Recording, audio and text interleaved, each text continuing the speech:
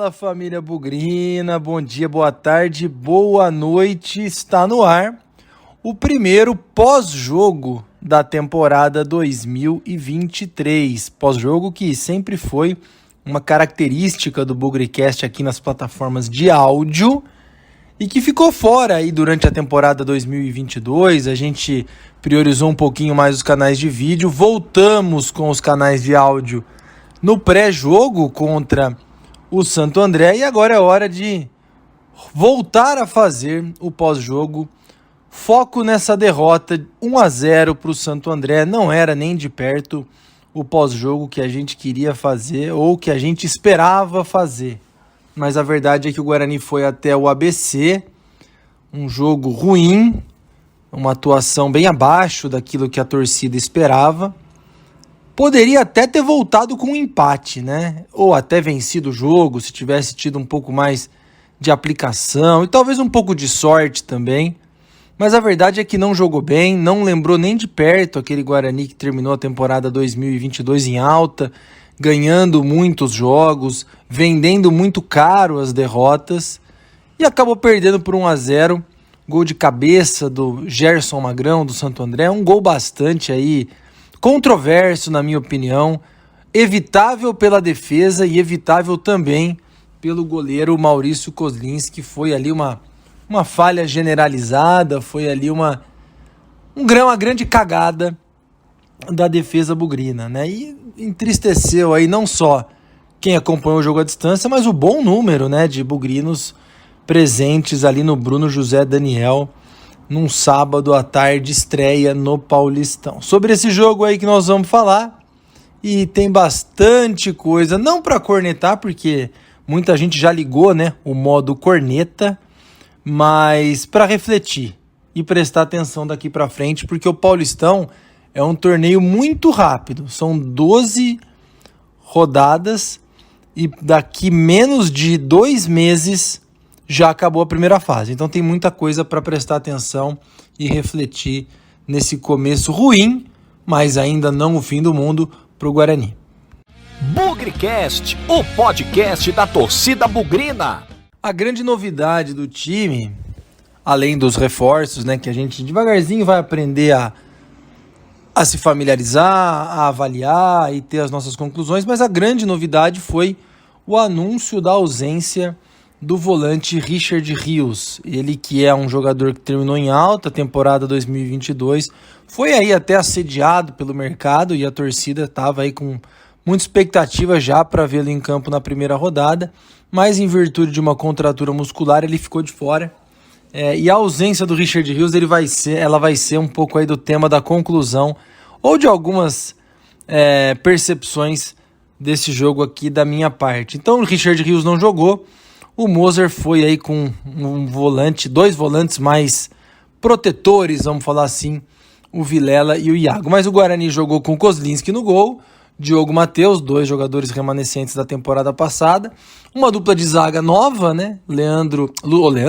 Luciano Castan e Lucão. E Jamerson aí também permanecendo na temporada passada. Leandro Vilela, outro que permaneceu. Iago, como eu disse. E Giovanni Augusto, outro da temporada passada. Bruno José, fechando a lista aí dos que continuaram de um ano para o outro. E 2 novidades na frente. Derek, mais centralizado. E o Bruninho, talvez ali tentando fazer o papel do Isaac, né? Primeiro tempo com essa formação. Tirando ali uma cabeçada do Derek, que não levou muito perigo para o gol, e um chute que talvez o Giovanni Augusto pudesse ter dominado e tinha espaço ali na entrada da área. Tirando esses 2 lances aí, o Guarani não fez nada, né? Absolutamente nada. Também não passou grandes sufocos, né? Mas o que me incomodou bastante nesse primeiro tempo, claro que nós estamos falando de um primeiro jogo de temporada, estamos falando de um gramado sintético que não pode ser desprezado, né? O gramado sintético, a bola não deveria pingar tanto quanto pingou em Santo André, e aí não é aquele gramado sintético de alto nível que existe na Allianz Parque, que existe na Arena da Baixada, é um gramado sintético muito que lembra muito dos campos society aí dos bairros, né? Então, acho que levou um tempo aí pro Guarani se acostumar. Mas Levando um tempo ou não, foi uma produção ofensiva muito pobre, principalmente ali no meio campo. E aqui Vilela teve uma atuação muito, muito ruim.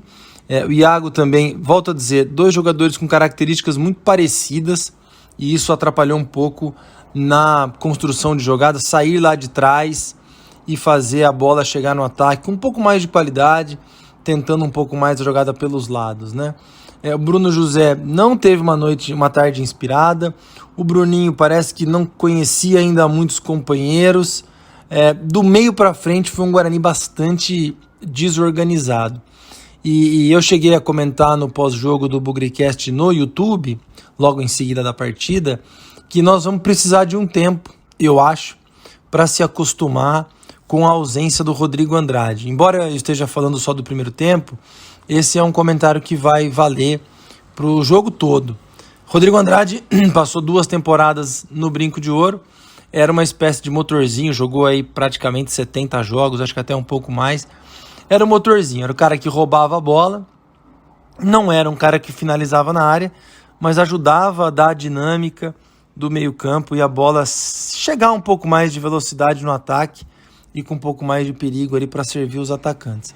Hoje, aparentemente, nós não temos esse jogador no elenco. Talvez o Richard Rios tenha alguma coisa parecida, não pelo desarme, mas por dar mais passe para frente, por ter passada mais larga, por tentar imprimir um ritmo diferente no jogo. Mas nós não temos. E nós vamos ter que aprender a viver, pelo menos no curto prazo, sem um jogador como o Rodrigo Andrade. O Guarani não fez uma partida ruim porque o Rodrigo Andrade não jogou. E eu acho que ele fez uma partida ruim porque faltou um pouco mais de dinamismo no meio campo, na saída de bola, e talvez as peças escolhidas não tenham sido as mais apropriadas para isso. Também faltou muita jogada pelo lado, né? Eu achei que o Diogo Matheus demorou muito para entrar no jogo. O Jamerson fez o arroz com feijão dele, acho que fez uma partida bastante regular, mas Bruninho muito perdido, Giovanni Augusto pouco participativo nessa primeira partida, a gente espera muito dele. E no fim, o Guarani acabou, não no fim, né? Aos 28, 30 minutos do primeiro tempo, o Santo André fez um gol muito esquisito, na minha opinião. O jogador teve muita tranquilidade para dominar a bola, cruzar. Gerson Magrão muito longe do gol, cabeceou sem muita força, claro, muito colocado, tirando do Maurício Kozlinski. Mas me pareceu que dava tempo do Kozlinski reagir um pouco mais, da defesa se posicionar melhor, enfim. Foi ruim, foi um gol esquisito. Eu, a hora que vi a bola sendo cruzada na área, falei, isso aí não vai dar nada.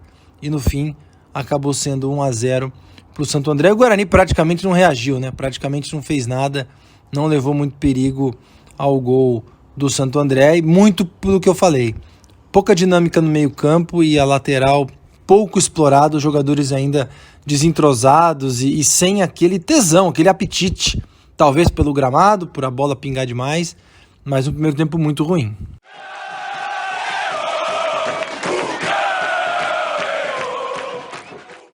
No começo do segundo tempo eu fiquei com a impressão que o Guarani de fato, finalmente, estava se portando como um time. A saída de bola com os 2 zagueiros e o Diogo Matheus, então uma saída de 3 com o lateral. Na frente deles deu para perceber o Moser recuando um pouquinho mais o Vilela para receber o primeiro passe quando a bola saía da defesa, o que não aconteceu no primeiro tempo. No primeiro tempo tinha um grande buraco entre a saída de bola da zaga e o meio campo, mas não é muito do Vilela, né, gente? Ser o primeiro cara a receber o passe e distribuir as jogadas, né? Antigamente, Rodrigo Andrade chegou a fazer um pouco disso, e aí uma escolha do Moser, né? Colocar a saída de 3 com 2 zagueiros e um lateral. Antigamente a gente via a saída de 3 com 2 zagueiros e um volante, o Bruno Silva, lembra? Que ele ficava entre os 2 zagueiros. Nessa partida ele optou por deixar o lateral e o primeiro cara a receber a bola foi o Vilela. Isso não ajudou. Talvez o caminho deveria ser recuar o Vilela na saída de bola, como era o Bruno Silva antigamente, e aí o primeiro cara a receber, talvez o Richard Rios, talvez o Giovanni Augusto, enfim, essa estrutura não ajudou na saída de bola, mas foi um time mais organizado. Chegou mais, o Santo André mostrou ali todas as suas deficiências, deu para o Guarani quase ter empatado numa cabeçada do Derek que levou muito perigo, outra cabeçada logo em seguida que acertou a trave, mas lentamente o Guarani foi também ficando com a bola, girando, vieram as mudanças, né? O Vilela saiu, Jamerson saiu, entrou o Mike, depois veio Bruno Michel, que entrou muito bem até, o Genison tentando fazer um volume ali dentro da área, Nicolas Careca, que eu não entendi até agora como é que ele entra aberto como ponta esquerda, tendo a estatura, o peso e o vigor físico que ele tem. Quando ele entrou, eu imaginei até que o Moser fosse fazer uma tática meio kamikaze, colocar o Mike de ponta esquerda, deixar o Lima, volante, meio que um falso lateral ali, um falso ala, e centralizar o Genison e o Nicolas Careca para colocar dois grandões na área e tentar ganhar no cruzamento. O time ia ficar torto, mas pelo menos ia ter mais presença de área, né? Mas não foi nada disso. Foi mais uma vez uma partida de posse de bola, troca de passe, o tempo passando, o Santo André depois resolveu apostar no contra-ataque, não saiu muita coisa, levou um perigo ou outro com um atacante lá, Júlio César, se eu não me engano, mas a verdade é que o Guarani foi um time muito burocrático ofensivamente. E aí é onde está outra preocupação que eu tenho. 2022, o Guarani teve a sua principal força ofensiva, o cruzamento. Era o Jamerson, era o Giovanni Augusto que jogava a bola na área, para o Yuri fazer gol, para o Richard Rios, que fez aquele gol importante contra o CRB, o próprio João Vitor fez gol, o Edson Carioca fez gol de cabeça. Então, o jogo aéreo, ele era muito bom, tanto no cruzamento, porque o que o Jamerson fazia era impressionante, quanto na finalização. E o que a gente viu nessa partida com o Santo André foi a mesma coisa. Qualidade no cruzamento, no jogo aéreo, mas com cabeceadores que talvez não tenham o cabeceio como a sua principal virtude. Atacantes que são menos cabeceadores. E aí que fica a minha preocupação. Muita gente falando que, poxa, o time piorou, o time tá ruim. Eu acho muito cedo para falar que o Guarani piorou. Mas para mim vai ser um sintoma muito grande de piora se o Guarani continuar jogando com base em cruzamentos. Porque se os melhores cabeceadores foram embora, ou não estão mais aí, no caso o Yuri principalmente, nós perdemos uma força e não criamos nenhuma outra, né? Não foi possível ver contra o Santo André o chute de fora da área, que aliás poderia ter ajudado bastante por conta do gramado que pinga demais.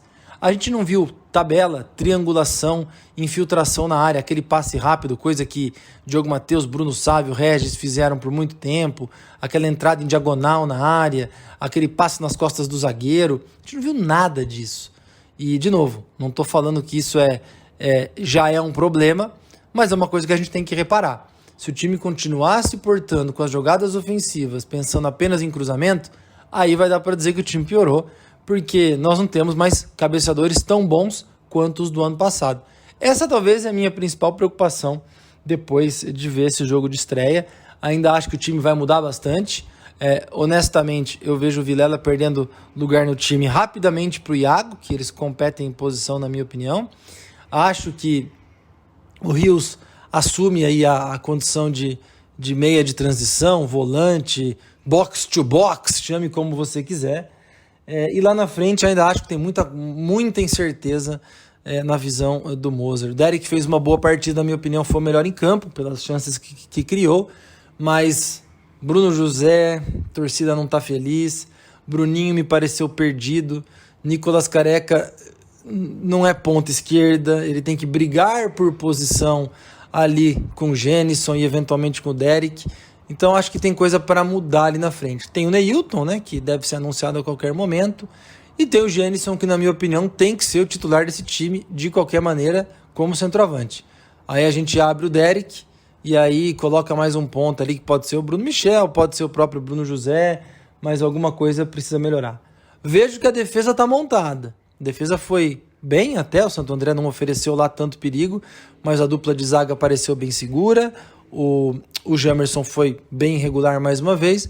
Kozlinski falhou no gol, na minha opinião, e Diogo Matheus demorou muito para poder entrar no jogo. Ainda acho que sentiu o ritmo de jogo, sentiu o gramado diferente, mas na minha opinião ele tende a evoluir. Então me parece, aquilo que eu disse no pré-jogo, que a defesa parece que está estruturadinha. Mas o ataque ainda vai bater muita cabeça, e o problema é que é um campeonato muito curto. São 12 jogos, já foi um, faltam 11.